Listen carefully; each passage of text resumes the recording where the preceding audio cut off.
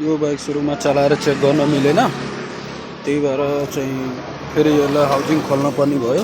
Clutch प्लेटहरू हालिसकेपछि फेरि लास्टमा खोल्न पर्ने भयो। यसमा चलाउँदाखेरि घ्याँ घ्याँ घ्याँ घ्याँ गियर सार्दाखेरि आवाज आइरहेछ, गियर काम गर्दाखेरि। अब यसमाको प्युस बाइरिङहरू के भाँचे छ, हाउजिङको रबरहरू गएको छ, त्यो खोलेर हेर्छु। अब